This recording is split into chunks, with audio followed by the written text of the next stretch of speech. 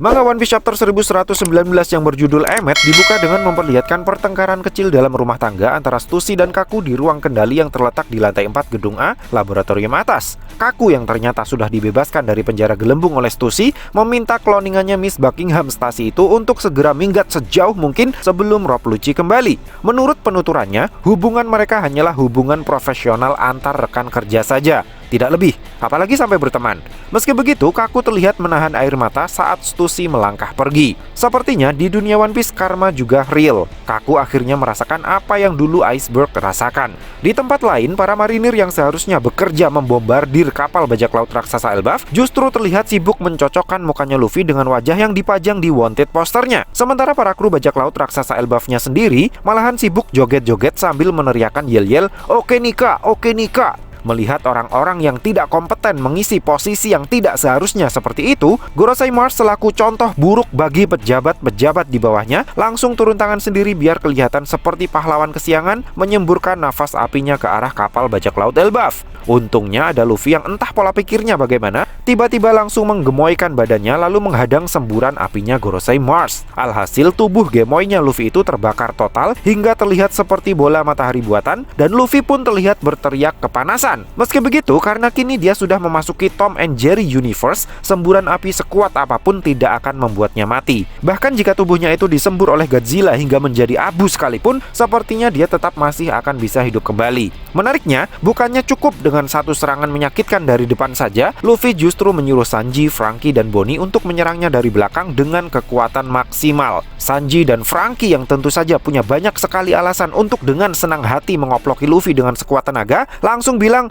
"Oke gas!" Sementara Bonnie yang baru saja bergabung dengan koalisi gila itu hanya bisa melotot terkejut dan mulai ketularan gilanya. Untungnya tidak ada Zoro di sana. Bayangkan bagaimana jadinya jika Zoro ikut-ikutan menyerang Luffy menggunakan King of Hell. Chapter 1119 bisa jadi chapter terakhir One Piece tuh. Di sisi lain, para kru bajak laut raksasa sepertinya juga tidak kalah gilanya. Meski tahu kapalnya mengalami kebakaran, bukannya buru-buru memadamkan api, mereka justru joget-joget gak jelas mengikuti irama kendangnya Sagat Nika.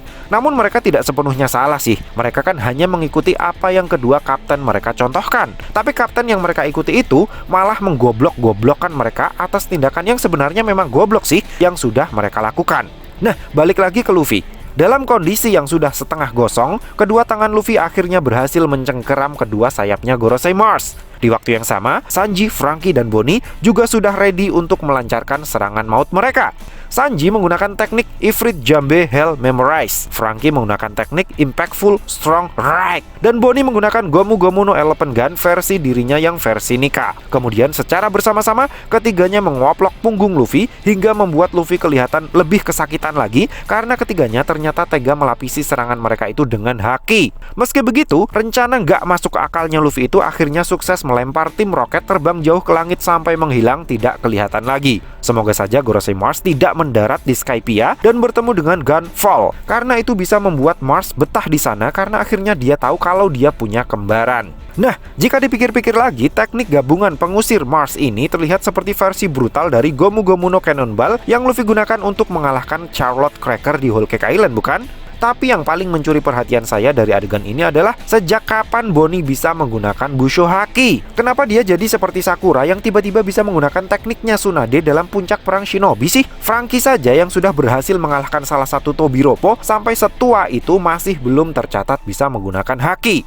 Atau kalau saya tidak salah paham dengan apa yang Luffy katakan di chapter ini, sepertinya secara tidak langsung dia juga mengatakan kalau Franky juga menggunakan Haki. Atau justru sebaliknya sih, dari ketiga orang itu yang menyerang Luffy menggunakan haki hanya Jewelry Bonnie saja, sementara Sanji dan Franky tidak. Franky dan Sanji tidak menggunakan haki karena mereka tahu kalau maksud dari perintahnya Luffy itu hanyalah untuk menambah daya dorong serangannya kepada Gorosei Mars. Sementara Bonnie sepertinya tidak sadar kalau serangannya itu dilapisi dengan haki, karena dia sendiri terlihat sangat terkejut mendengar Luffy berteriak kesakitan karena serangan yang dia terima ada hakinya. Dengan kata lain, momen ini adalah pertama kalinya Bonnie bisa menggunakan haki. Ini adalah momen awal kebangkitan hakinya Bonnie. Tapi oke lah, kita langsung move on saja. Setelah Gorosei Mars berhasil dikirim keluar tata surya, kedamaian singkat sempat dirasakan oleh kelompok bajak laut raksasa dan para penumpang kapalnya yang lain. Di momen itulah, Luffy akhirnya sadar kalau Usopp dan yang lainnya masih belum kelihatan batang hidungnya. Kenapa nama pertama yang dia sebut adalah Usopp?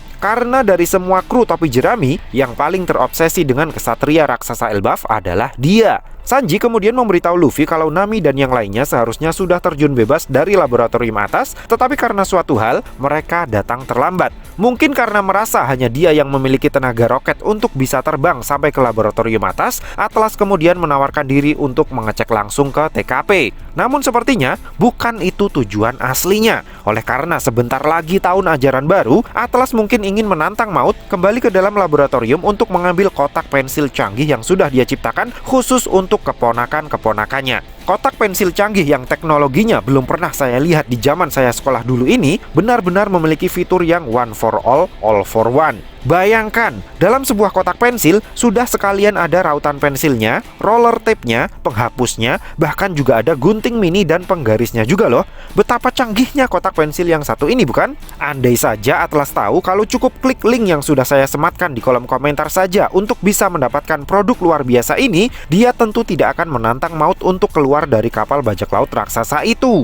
Nah, sambil meluncur ke langit, Atlas memberitahu Lilith kalau York sudah mengawasi dan melacak pergerakan mereka. Jadi bukan tidak mungkin jika tujuan Atlas meninggalkan kapal Elbaf sebenarnya hanyalah untuk menjauhkan kapal bajak laut Elbaf itu dari ancaman para Gorosei. Oleh karena saat ini hanya tinggal Atlas dan Lilith saja Vegapunk satelit yang masih hidup yang berada di pihak topi jerami, saya curiga salah satu dari mereka nantinya akan mengorbankan diri demi salah satu yang lain agar bisa kabur bersama topi jerami. Tapi kalau ternyata dua-duanya nanti malahan mati, maka besar kemungkinannya kalau nyawa Vegapunk Stella sebenarnya masih bisa diselamatkan. Selain itu, ada satu hal lagi yang membuat saya geleng-geleng kepala ketika membaca bagian ini. Kok sempet-sempetnya ya di tengah gempuran angkatan laut yang gila-gilaan, ada kru bajak laut raksasa yang memungut dan menyambungkan kembali kepala kapal mereka yang di beberapa chapter sebelumnya putus ditebas oleh Gorosei Venus. Nah, sekarang kita pindah tempat ke dasar laut. Di sana ada robot kuno raksasa yang sudah bangkit dan berdiri lagi, yang secara tidak langsung juga membuat Denden Mushi broadcast-nya Vegapunk yang tersimpan di dalam tubuhnya jadi batal tenggelam dan sinyalnya pun kembali lagi. Siarannya Vegapunk yang sempat diduga disabotase hacker itu pun akhirnya mengudara kembali. Dan dalam momen comeback-nya itu, kalimat yang keluar dari mulutnya Vegapunk adalah, aspek yang diwariskan secara turun-temurun itu kita bisa menyebutnya sebagai will atau kehendak. Dan kepada mereka yang telah menderita karenanya, aku hanya bisa berdoa agar suaraku ini sampai kepada kalian. Apa maksud dari kata-katanya Vegapunk ini? Saya pribadi juga masih belum paham. Tapi yang saya tangkap, intinya adalah Vegapunk ingin titip pesan kepada mereka yang mewarisi Will of D. Di momen yang sama, kita bisa melihat Katakuri dan beberapa anaknya Big Mom yang juga sedang nobar siarannya Vegapunk di Whole Cake Island, serta Vivi dan Morgan yang terlihat sangat terkejut mengetahui siarannya Vegapunk sudah kembali on air. Yang menurut saya lucu adalah York yang memberitahu para Gorosei kalau apa yang sudah mereka lakukan sebelumnya itu hanya bisa memutus sinyal broadcastnya Vegapunk untuk sementara saja. Kalau mereka ingin siarannya mati total, mereka harus menghancurkan Denden Mushi broadcastnya Vegapunk itu secara langsung. Yang artinya, itu adalah tugas yang sangat berat. Karena mereka harus bisa melobangi tubuh robot kuno raksasa terlebih dahulu atau mengeluarkan Denden Mushi tersebut dari tubuh si robot dengan cara lain. Semoga saja kakek-kakek yang menduduki posisi penting di pemerintahan dunia itu bisa paham dengan perkataannya York, meskipun kita semua tahulah emang susah ngasih tahu kakek-kakek seputar teknologi terkini. Tidak lupa kita juga bisa melihat Gaimon dan Sarfunkel yang terlihat beraktivitas seperti biasa karena tidak ada Denden Mushi di pulau tempat mereka tinggal. Dan setelah bertahun-tahun lamanya, saya baru sadar sekarang kalau Gaimon dan Sarfunkel sepertinya adalah plesetan dari Simon dan Garfunkel, dua musisi asal Amerika Serikat yang populer di tahun 60-an.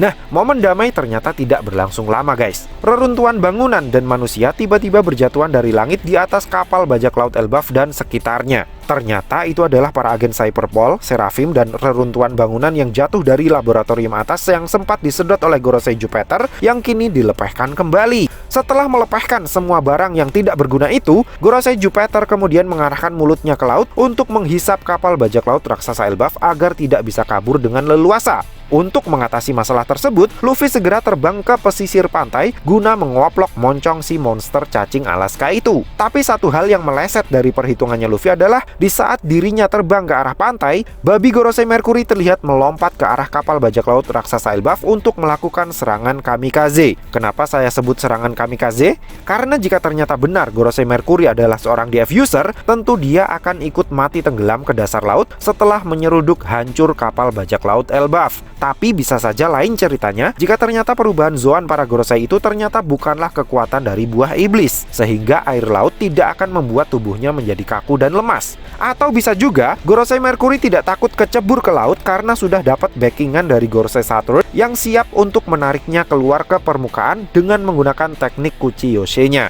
Namun, rencana jahatnya Gorosei Mercury ini pun akhirnya meleset juga. Robot kuno raksasa yang ternyata dipanggil Emmet oleh Joy Boy ini tiba-tiba muncul dari dasar laut dan langsung mengoploknya hingga salah satu taring tanduknya patah. Tapi kalian jangan berbesar hati dulu. Ingat, tanduknya Saturn juga pernah dipatahkan oleh Kuma. Salah satu kakinya juga pernah dipotong oleh Brook. Tapi pada akhirnya, Saturn bisa menumbuhkannya kembali with no effort and scar. Jadi saya yakin 99,99%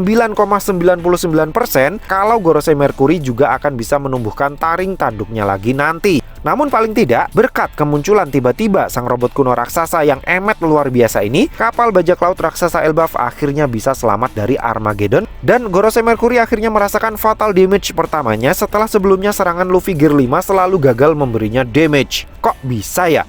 Apakah ini bukti kalau kecanggihan teknologi juga bisa mengoverpower Haki? Atau jangan-jangan ada unsur siston di dalam material yang digunakan untuk membuat bodi robot ini? Entahlah, namun yang pasti, kalau saya tidak salah literasi, Emmet adalah kata yang tertulis di tubuh sebuah golem raksasa yang artinya adalah truth atau kebenaran. Sehingga bisa saja kebenaran terkait zaman Void Century sedikit demi sedikit akan terungkap melalui si Emmet ini. Buktinya, melalui memorinya si Emmet ini, Joy Boy akhirnya berbicara secara langsung untuk pertama kalinya. Tapi tidak menutup kemungkinan juga kalau nama Emmet ini terinspirasi dari Dr. Emmett Brown dari film Back to the Future. Yang mana hal itu bisa sekaligus menjadi foreshadow kalau robot kuno raksasa ini memang melakukan perjalanan waktu dari masa Void Century ke masa 200 tahunan yang lalu bersama dengan Amatsuki Toki. Pertanyaannya sekarang, Kizaru di mana? Dengan siapa? Dan sedang berbuat apa ya? Mungkinkah dia menjadi salah satu korban tenggelam setelah kapal perangnya kejatuhan robot kuno raksasa kemarin?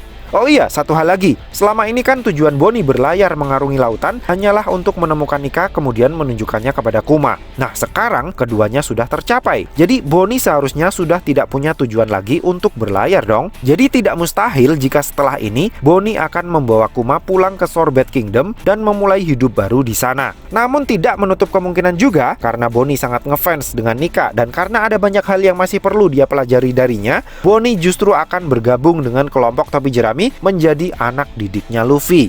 Karena Rox the Cybex punya anak didik, Goldie Roger juga punya anak didik, jadi besar sekali peluangnya jika Luffy akan menerima Bonnie sebagai anak didiknya juga. Terlebih lagi, Bonnie punya bakat untuk meniru teknik dan gaya bertarungnya Luffy. Secara keseluruhan, chapter kali ini masih seseru chapter-chapter sebelumnya. Namun karena ada beberapa bagian yang menurut saya kurang srek dengan hati nurani saya kasih rating 7 dari 5 untuk chapter kali ini saja. So, piye menurutmu cah? Terima kasih sudah mampir ke channel kami. Jangan lupa like, share, dan subscribe jika menurut kalian video-video kami cukup menarik untuk ditonton. Sampai ketemu lagi dalam video kami yang berikutnya, and matur nuwun.